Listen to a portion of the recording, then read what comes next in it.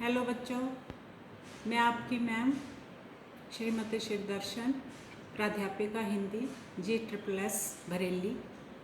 आज मैं आपको वाच्य पढ़ा रही हूँ।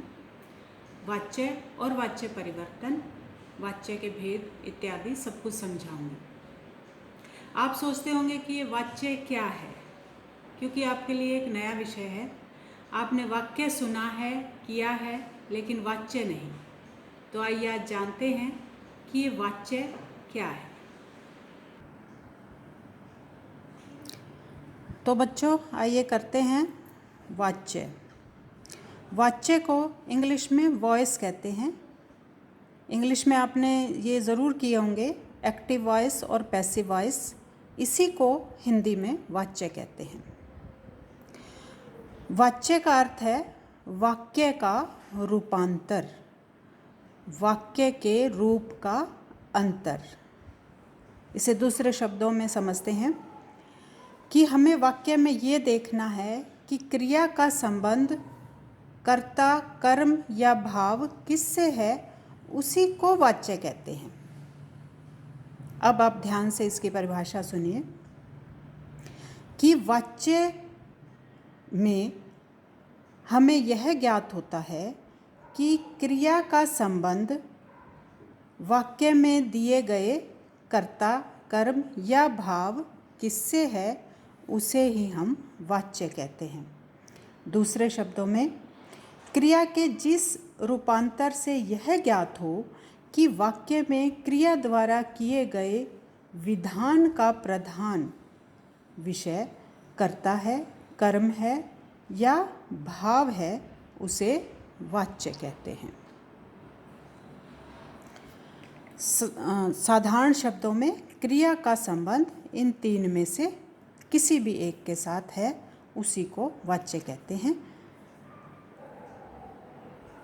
वाच्य के दो भेद हैं, कृत्रिवाच्य और अकृत्रिवाच्य।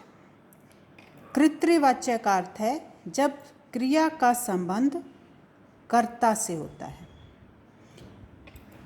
उसी से कर्ता से ही कृत्रि बन गया।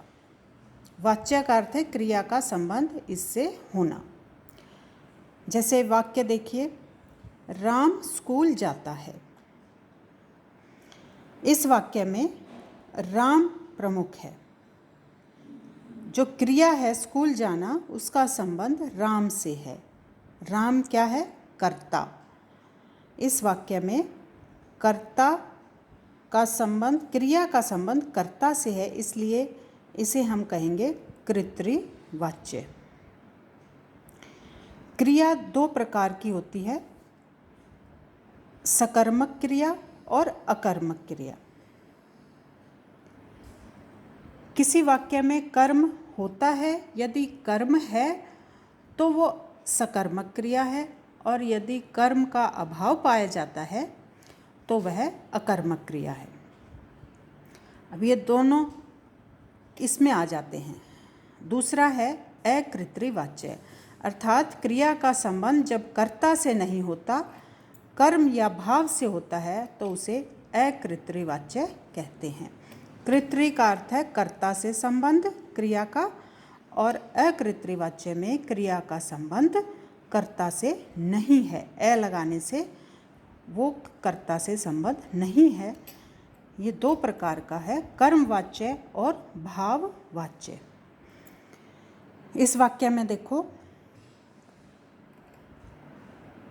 अकृत्रिवाच्य में कर्मवाच्य का ये उदाहरण, राम के द्वारा स्कूल जाया जाता है, या राम से स्कूल जाया जाता है।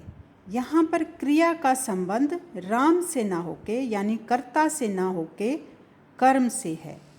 जाया जाना, स्कूल से संबंध है, स्कूल इसमें कर्म है, तो इसे कर्मवाच्य कहेंगे।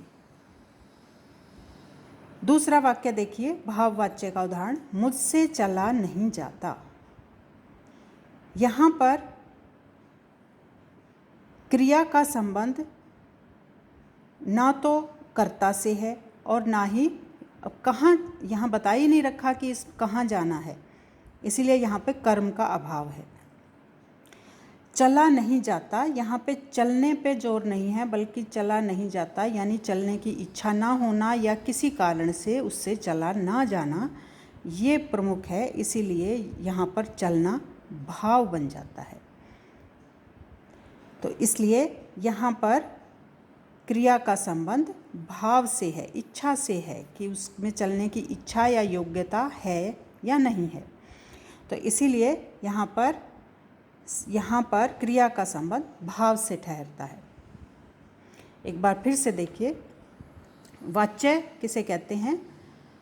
क्रिया का संबंध जब वाक्य में यह ज्ञात हो कि उसका संबंध कर्ता से है, कर्म से अथवा भाव से, उसे वाच्य कहते हैं।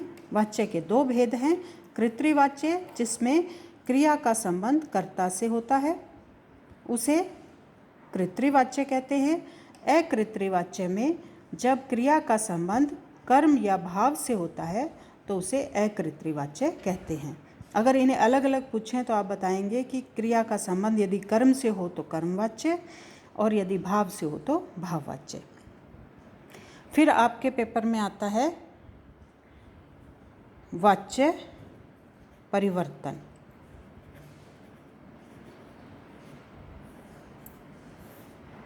वाच्य परिवर्तन में आप देखो, ये दो उदाहरण यहाँ दिए हुए हैं। यदि आपके परीक्षा में आता है कि राम स्कूल जाता है, इसका वाच्य परिवर्तन कीजिए, तो आप इसको इस तरह परिवर्तन करके यानी कर्मवाच्य में बदल सकते हो कि राम के द्वारा स्कूल जाया जाता है या राम से स्कूल जाया जाता है। इसी को वाच्य परिवर्तन कहते हैं।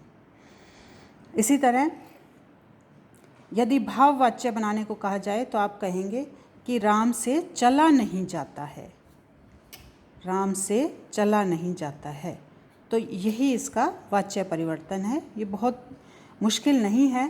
के द्वारा या से ही हमारा वाच्य परिवर्तन हो जाता है। इसलिए अब इस वीडियो को आप बार बार देखें और अच्छी प्रकार से करें।